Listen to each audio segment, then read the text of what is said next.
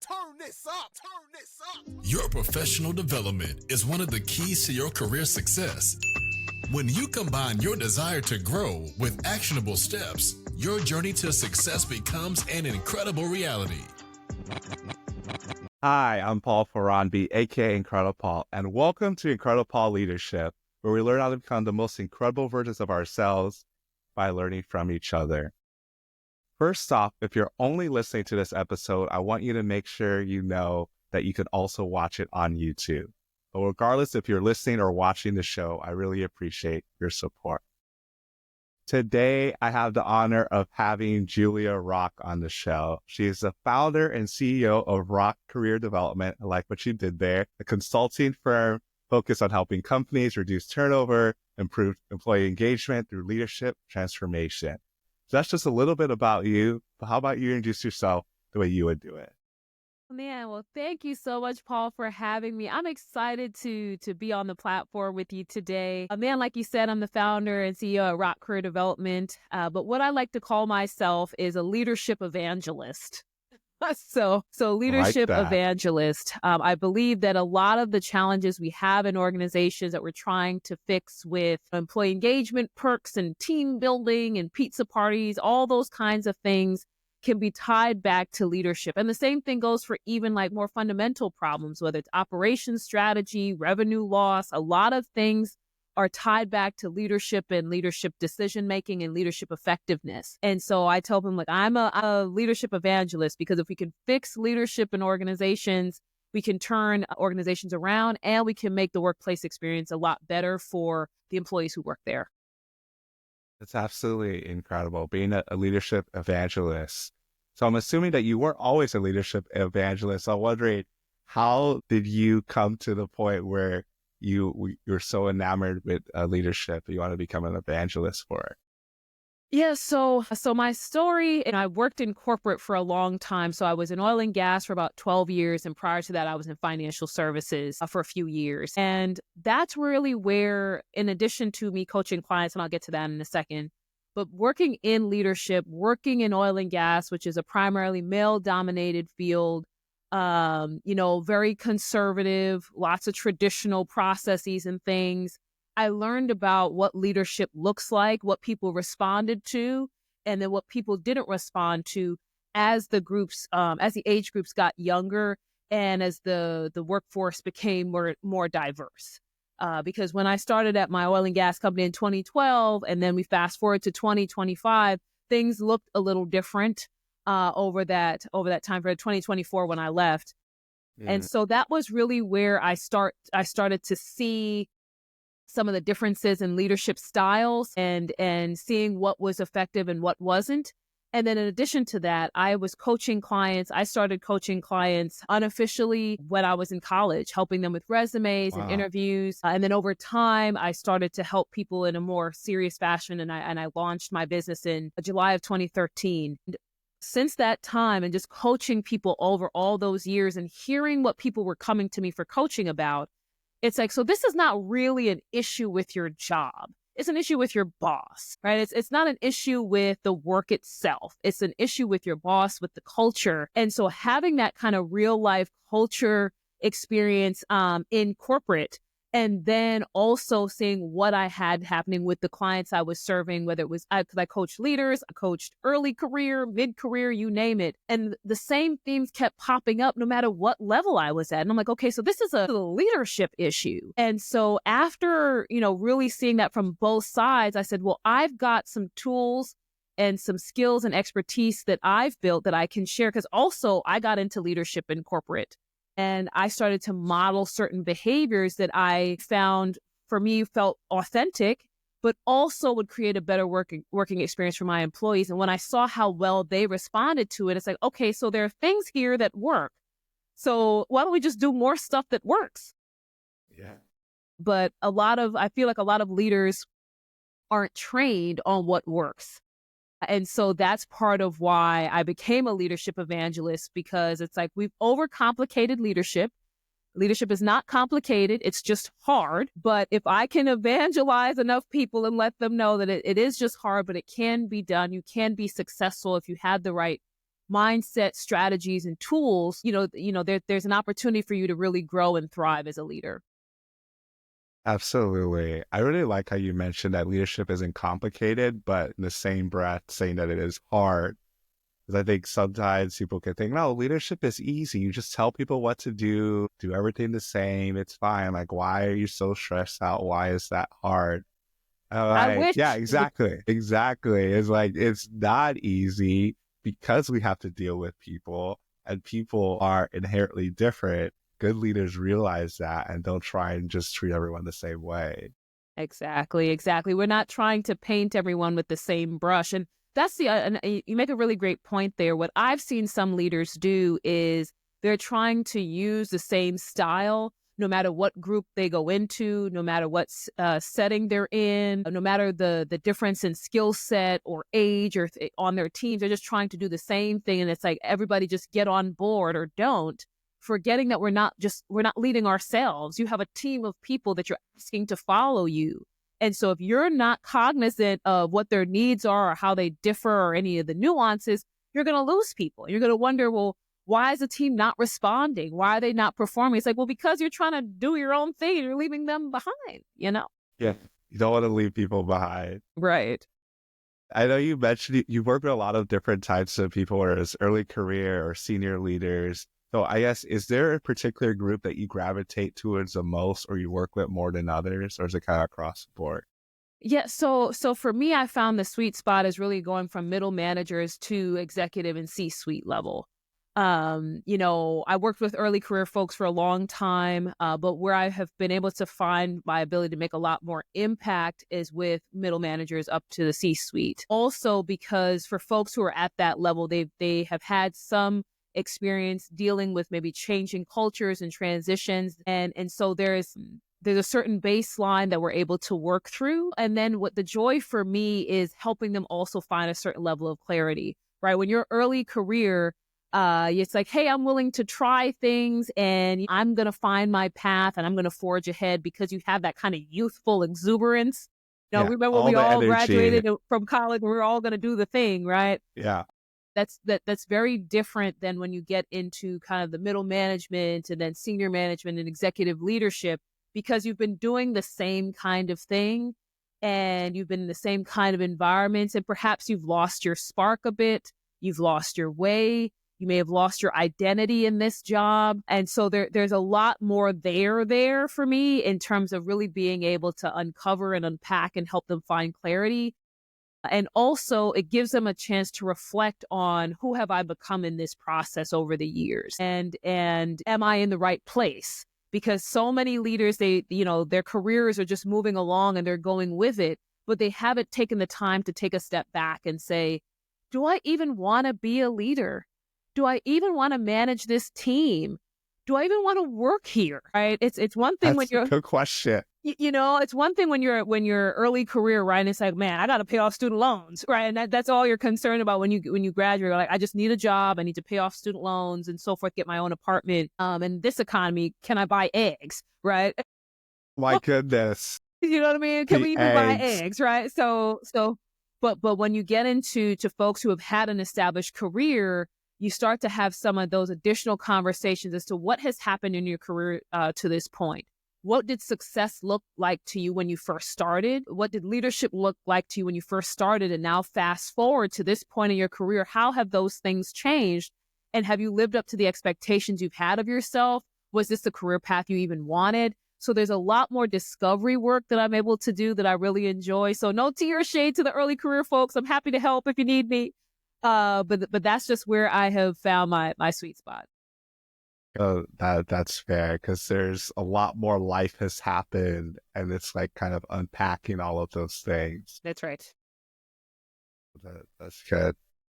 So when you're working with them, is there any common things that come? I think you mentioned a couple of them, but if there are common themes that you see someone coming in that we need to work on this first. It's like, you think this is an issue, but this is actually something we need to focus on first. Yeah, so clarity is the biggest thing that is the through line through all of the clients I work with.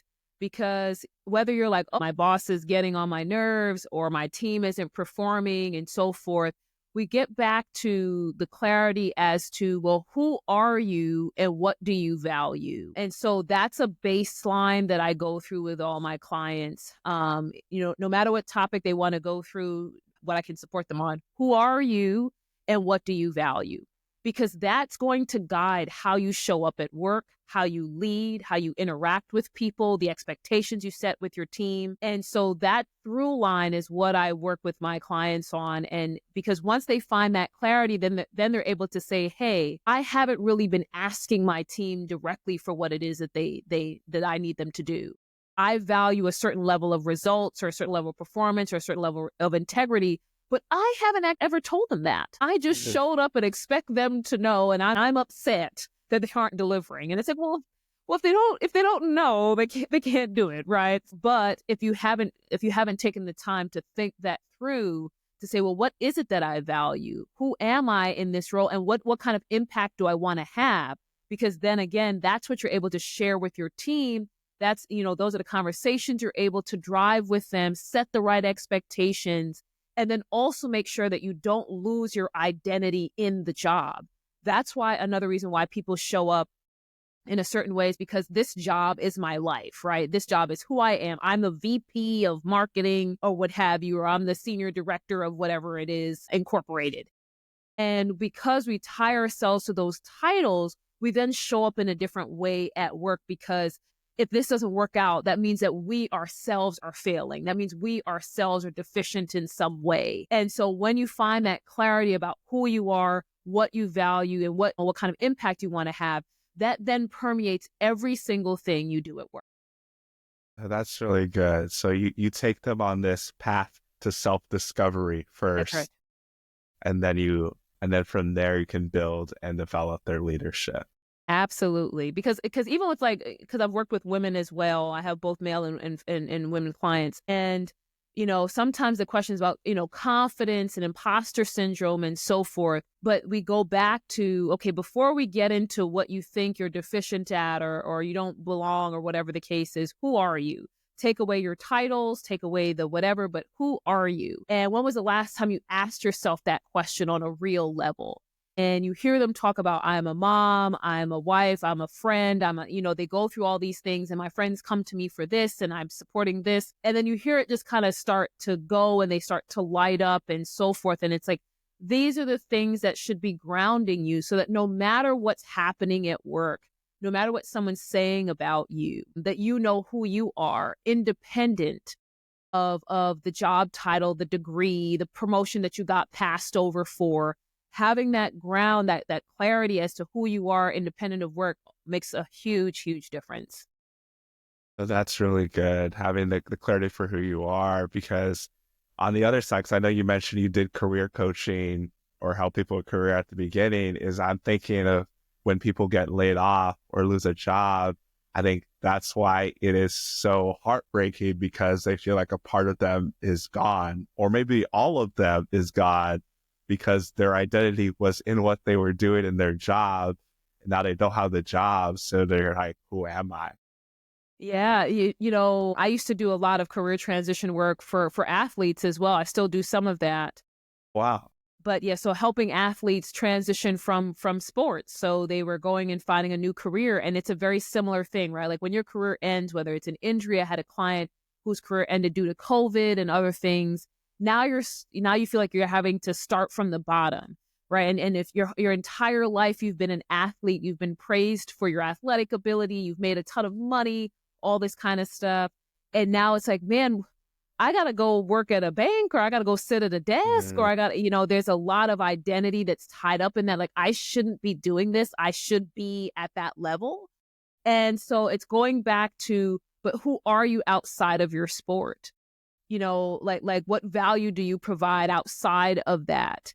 And what I talk to anybody about in transition, whether it's a layoff, whether it's changing industries, whether it's, going from sports to another career, I always talk about the importance of, what is the silver lining for me in this moment? What is the silver lining for me at this time in making this career transition?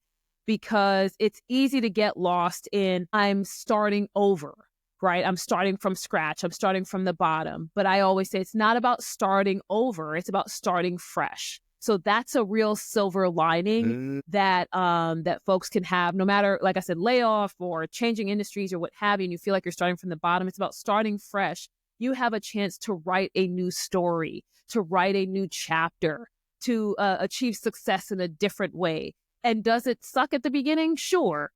We're not going to make any bones about that. I fully understand that. But at the same time, it's like, but you have an opportunity to kind of take a step back now and say, what do I want my life to look like now? It was just moving along before. I was on board. It was flowing and the money was good and all the things. But you may have just been going through the motions. You may have just been going through the career. But was it still something you loved? Was it still something you enjoyed doing? Was it something that you still felt purpose in? And sometimes these moments of transition allow us the moment to just breathe and think and reflect and realize, hey, maybe this isn't even where I wanted to be in the first place. So this is an opportunity for me to shift gears in a way where I can still pursue purpose in a way that feels aligned for me. Yeah, pursuing purpose is so key, and it can be tough sometimes, For especially sure. when you're not sure if what you're doing right now is what you should be doing. But I'm curious for your story, because you mentioned a couple different transitions from the finance side to the oil and gas to what you're doing now as a full-time entrepreneur. Yeah. Like, kind of walk us through like either your journey of your clarity or self-discovery that kind of led you into those different things.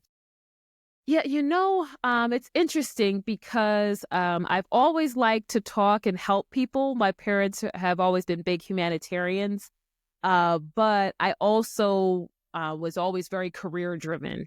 And so when I was in college and I told my dad, I'm like, Dad, I want to be a sports agent. I think I had just watched Jerry Maguire or something. And I'm like, I'm going to be a sports agent, Dad. And he's like, oh, yeah. He's like, well, how much do sports agents make? What kind of a career are you going to have as a sports agent? And I had no facts. I was just like, I'm going to be a sports agent. And so my dad's like, I would advise you to think about a career that will allow you to have opportunities beyond just one industry or one sector. And so that's how I got into finance. My dad did finance. And so I studied finance. But while I was in college, like I said, I was starting to help people with their resumes.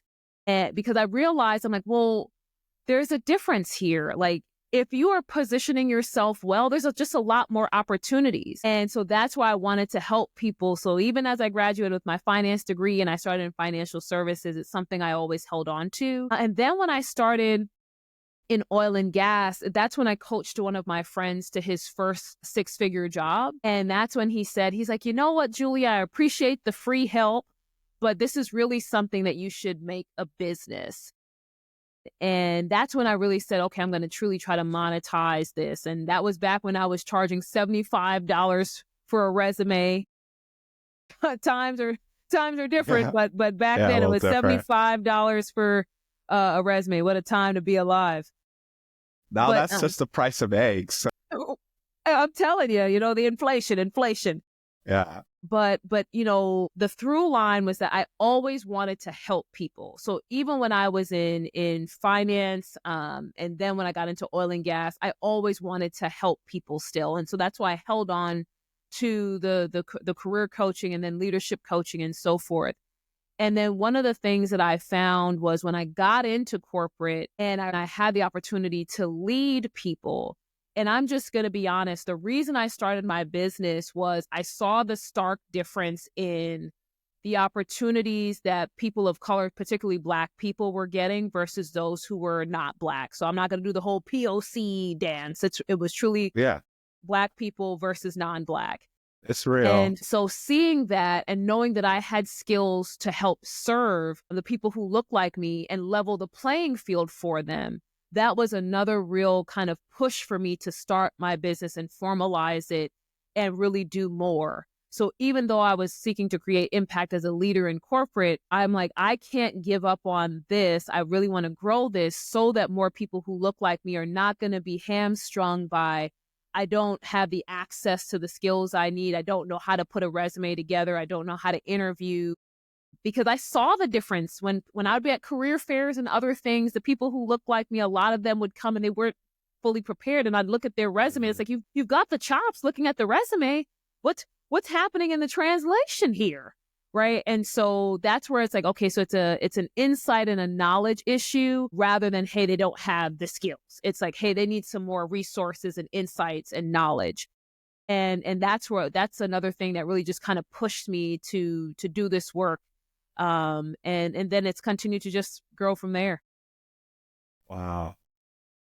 That's such an incredible story of just seeing an opportunity and going for it. Yeah. That's all I have to say to that. It's because I think sometimes it's like different people on the show are like just talking to people. Sometimes people are like, well, I don't know what I want to do.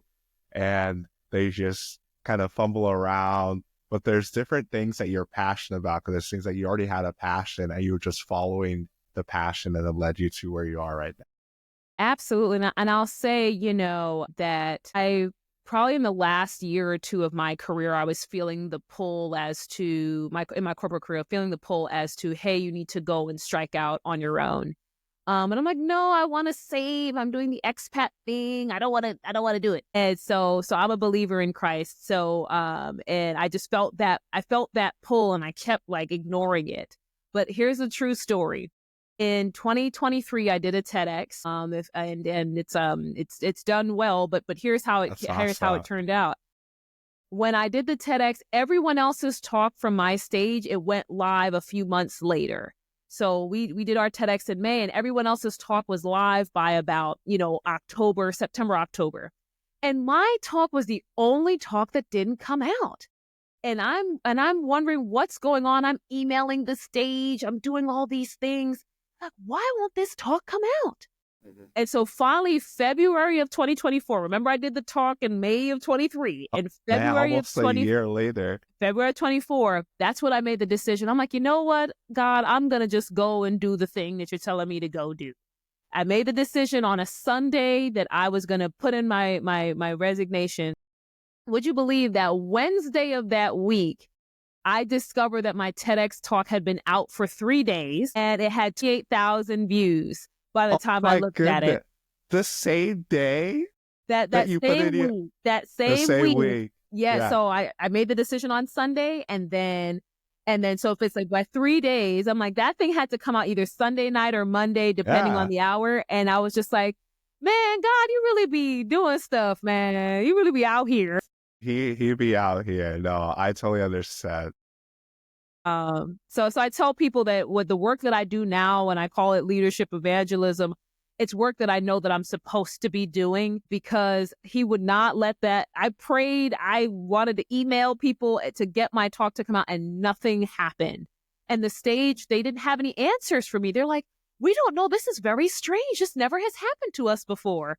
And that's where I was just like, something else is going on. And like I said, at that point, I'm like, it was either, like you said, the same day or the Monday after, and it had, 28,000 views. It was featured by TED. It had the TED thumbnail on it, the TEDx thumbnail. It was insane. And I was like, okay, God, you be out here. You be out here in real life. Okay. Yes, absolutely. I'm also a believer. I say Jesus is first and I am second. Yes. And it's so cool what happens when you just surrender to God and he just shows up when you least expect it. It always is when you least expect it. Yeah. I really thought that talk was never going to come out. I was like, everyone's going to think I'm a TEDx fraud, because I was like, oh, I have a talk coming out, and it never came out. I was just like, this is super awkward. And then poof, it came out, and I was just like, okay. That's really cool. We'll have to link the talk to this episode too. Thank you. For sure. But yeah, what was the subject of that talk? Yeah, so it's actually something that I'm getting hired to talk a lot about now is burnout. So the angle I took in the TEDx talk was a different angle to burnout. So looking at the hidden factors of burnout. So not necessarily the things we talk about like a workload or your boss. It's more internal stuff. But it was really thinking about how burnout shows up and what we can do to begin mitigating that, and how our leadership teams at work can also help mitigate that. And so that's, in this day and age, That's one of the things I get hired to talk about the most. People have run out of gas, they've lost their spark, they've lost, their energy and enthusiasm, and organizations are wanting them to get that back. But the hard message is, it's like, well, how did we get here in the first place, right? It's easy to say, well, let's just get the team together and go to Topgolf. It's easy to say that, right? It's always top. Ain't it always Topgolf? Like, please. But it's like, let's get everybody together and do that. But it's like, but how did we get here? Do you think that Topgolf is really going to solve the deeper rooted issues of people feeling burnt out, heard, unseen, unrecognized? Do you really think a one-day $100 event at Topgolf is going to solve all that? And so, that's really what I try to dig deeper with when I talk about burnout now. Is like, we've got to do more work. Like this little patch Band-Aid effort to try to improve burnout, employees are going to see through that because it's going to seem like a gimmick. It's going to seem kind of thin, and they're going to see through that, and you're going to break trust with them, and some of them may leave, and then the ones who are left, they burn out because they're taking on the work of the people who left, and then they leave too, and then it's a vicious. Absolutely a vicious cycle.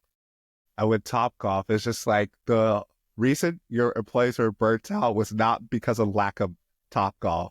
Just read the room, guys.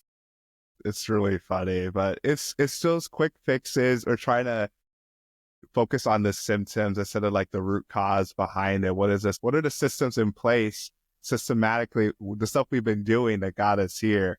So really, as you work through with them to uncover those things that they may already know, but they don't want to talk about. But as you come in and uncover it, it helps for sure. Yeah, because you're holding up a mirror to yourself, right? When you really look at the reasons that employees are leaving, the employees that are burnt out, it's about holding up a mirror and saying, what are we as an organization not doing, right? There's some people they have personal issues. That's a separate thing that no matter what you do for them, that life may be getting the best of them. But by and large, for employees that are burnt out on the job, it really is something that you have to take a mirror to yourself as an organization and as a leadership team and say, well, what is our role in this? And very often people just don't, that's uncomfortable for people because that means you have to be held accountable for your actions. And that's one of the things that I say I preach about is around accountability for leaders. When an employee screws something up, when they mess up a PowerPoint or they send the wrong email or they don't do something well, they hear about it. Their boss sits them down and they have a whole discussion about it, and then they end up on a performance improvement plan or something. But then when leaders do things that are burning people out or they're not making the right decisions, it's like, okay, that person's going to get promoted now. You know what I mean? That's what I was just thinking. It's like they're getting promoted. They're going to get promoted. And so it's insane. And so when you have these kind of conversations about how did we get here, if we're really honest with ourselves, it requires leaders to take a good hard look within and hold themselves accountable, which is just, it's uncomfortable. It's definitely uncomfortable. And I'm wondering, like, as you come in and working with these leaders and you kind of hold a mirror up in front of them, I guess the percentage wise, a rough estimate, how many of them are actually agreeing that they are part of the problem versus them pushing back and say, no, it's the people? I'm just curious. Man, so I would say in my journey, it's probably been about 50-50. Okay. I think for others, it may go a different way. But when I really just kind of look back over the history, I feel like it's 50-50 where you've had people who are willing to hold the mirror up and say, I really want to be better. I want to be a better leader because I want people to stop leaving or I want a different outcome. And then you have those who are just like, well, I don't know why they're leaving. I don't know what the issue is. I mean, and it's just like the self-awareness is lacking. All right, let's go back to the beginning. Let's go back to the beginning. And so that's been in my journey where I've just, and maybe it's just the luck of the draw with clients that I've had, but I find that it's been 50-50 with the folks I've worked with. Yeah, I feel like I've seen about the same. It's because a coin flip is that. Really? It's funny though, because I saw a statistic somewhere that said that like 92% of people think that they're self-aware, but then only like 5% of people actually are self-aware.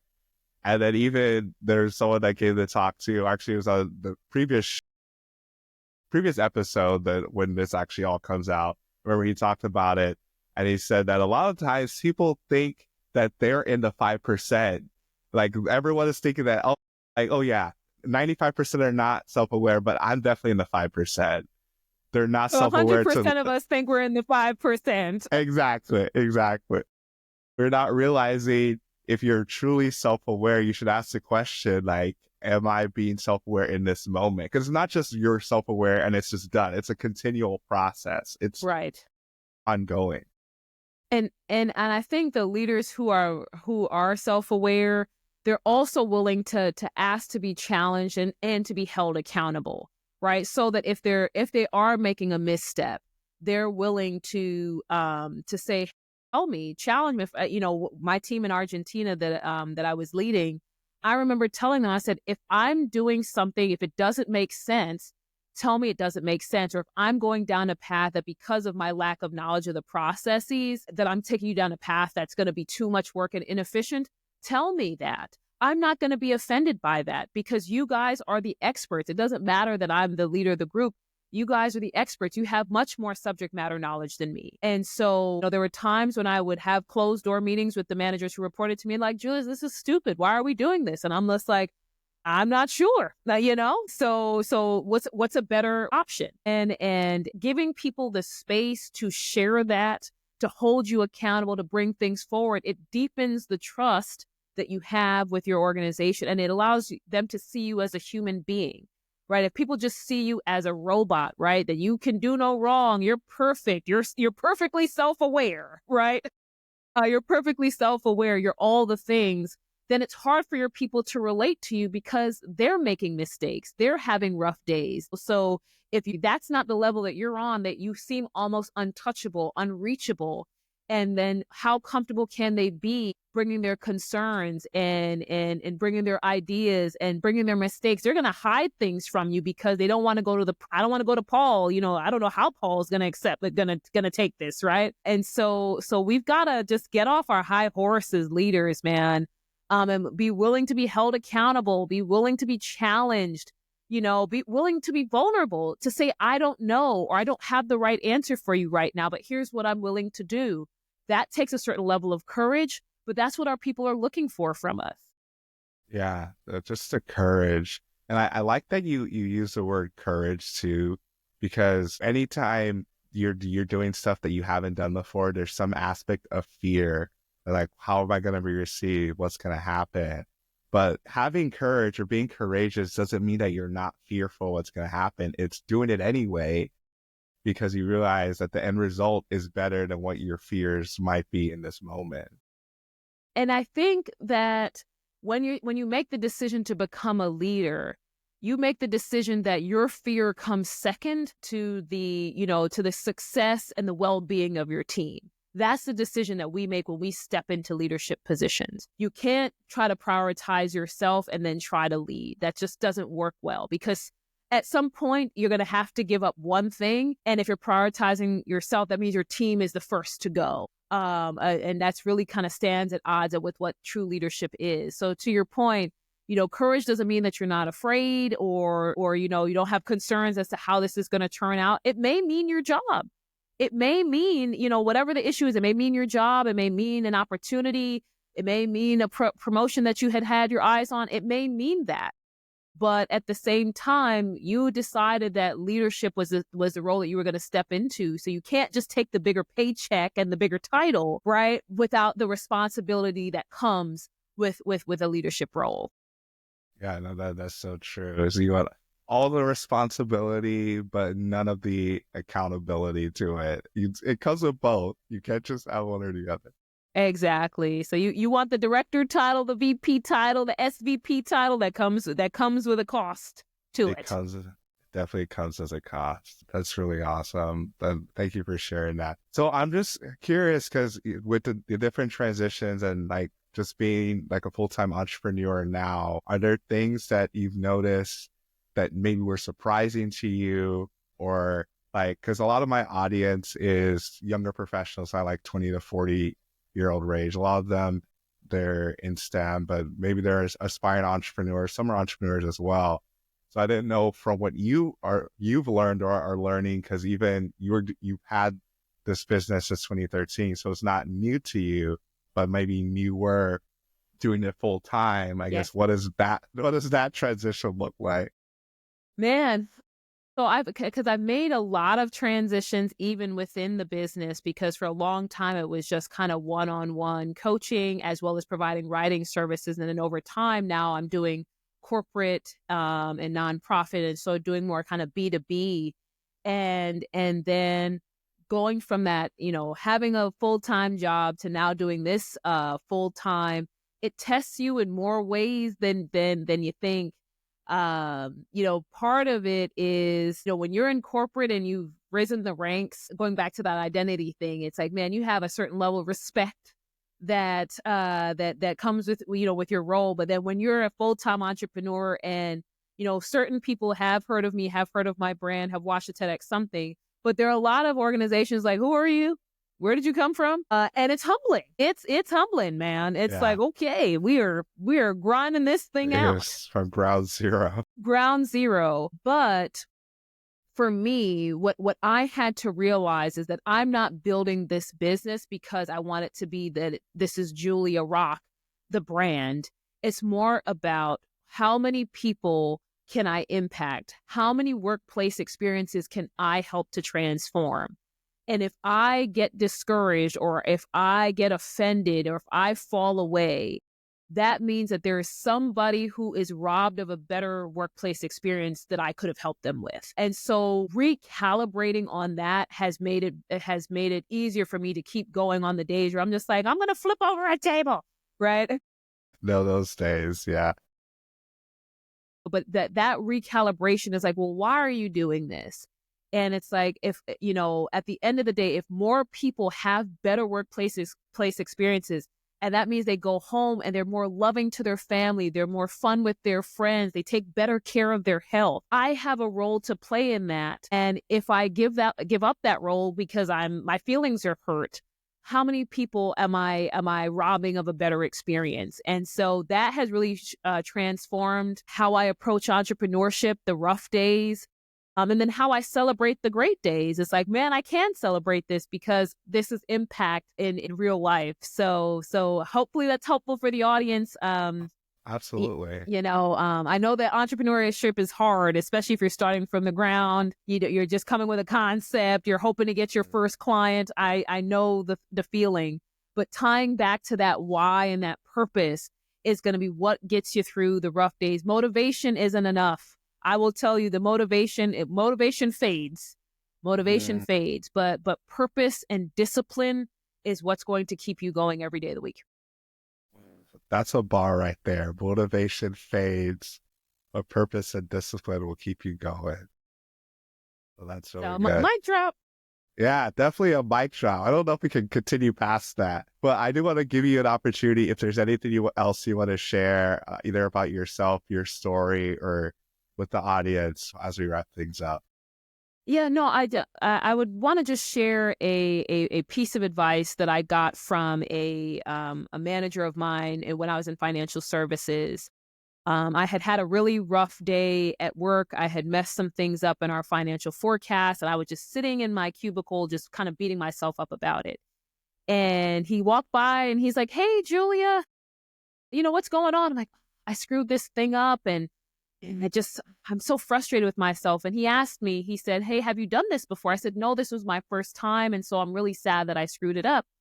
And he gave me this advice that I still take with me to this day. He's like, "Well, Julia, if you're not making mistakes, you're not learning anything." And that has completely transformed how I function, the days I screw up when it's something that I'm learning, I'm trying something new, the investments that have gone bust. Because as an entrepreneur, you'll have some investments that don't pan out as anticipated, right? Or in your early career, you may get in this job that looks like glitz and glamour on the outside, and you get into it and it sucks. You're going to have those days. But remember that if you're not making any mistakes, you're not learning anything. and anything that's happening to you, there's always a lesson in it. And I know that sounds kind of cliche, but there's always something you can learn from wherever you are in your business or in your career. There's always a lesson. So don't get lost in the mistakes and what you could have done better. Learn from them, grow from them, and continue moving forward. Oh, that's really good. I love that. Thanks for sharing that. I like to say the only L's I take are lessons. Yeah, I love that. I'm going to use that now. No, use it. Take it. Take it. No, it's really good. I really appreciate you being on the show, sharing your wisdom. Also, just being really vulnerable and just talking about your journey, because I know sometimes it's really easy to see someone that like yourself I'm glad you mentioned being on TEDx. If you work in the top file, I was going to bring it up. Someone that's on the TEDx stage, and like there's a lot. That's something that a lot of people aspire to do, but they don't see what are the experiences and things that got you there. Mm-hmm. What are the different paths you take? And even you being open about like in entrepreneurship itself, it's hard. There are hard days. It's worth it, but it's hard days. And I want to make sure that we give people the real when it comes to that, because I'm a fan of keeping your 9 to 5 as long as you can keep it, keep your benefits, especially if you've got a family, keep those benefits. And so I want to make sure that people hear the real thing, because you go and you see this glamorized version of entrepreneurship on social media, and then you leap and you're like, wait, why isn't entrepreneurship like this for me? I'm like, because that's a facade. Yeah, it's not real. It's not like that for them either. It's just on social media. Exactly. I'm like that is staged. And so as much real insights as I can give people so they can make the best decisions for themselves in their future, I want to do that. So thank you for having me. This was awesome. Thank you so much. Absolutely. Absolutely. I want to make sure people know how to stay connected with you, whether it's your socials or website, whatever you want to. Yeah, so I'm on Instagram and is it Facebook? I don't even know if I'm really on Facebook no more. but I'm at the Julia Rock on Instagram and at Rock Career for my business. And then LinkedIn is my primary platform, so you can look for me, Julia Rock. The handle is Julia-Rock. So that you can make sure that you find the right one. But I would love for you to connect with me over there. That's where I share some insights. I go live every week, so come rock with me on LinkedIn. Absolutely. LinkedIn is definitely my favorite platform. For sure. Even though it's funny because I'm pretty sure we got connected through Threads/Instagram. And not us bigging up LinkedIn, talking about LinkedIn is a vibe. Meanwhile, we met on Threads. Yeah, I know. It's so random. But no, LinkedIn is definitely my favorite platform by far. Mm-hmm. So yeah, thanks for sharing that. But definitely to the audience, I know you got something for Julia's story. Really a way to rock your leadership, because it is amazing what you have done, amazing what you could continue to do. And I think one of the key things you talked about was definitely on the self-awareness and self-discovery piece. That's definitely a continual process. I think for most people, like in my audience, or it's a younger audience. So even if you're not sure who you are or who you're developing to be, I would definitely encourage you to reach out to a coach. If you can't afford a coach for whatever reason, talk to a friend, talk to someone. Don't try to do it on your own. Don't, because you get caught up in your head. There's a lot of things that you don't see, but definitely reach out to Julia, stay connected with her. Yes. A lot of great content. You didn't mention your LinkedIn lives, but I'll mention your LinkedIn lives. Make sure they get connected in that. Thank you. But yeah, that's basically it. But make sure that you continue to develop your story, get deeper in your self-discovery, and that will make you truly incredible. Love it. Be sure to rate and review this podcast on your favorite podcast listening platform. We'll see you here next time. And be incredible. Incredible.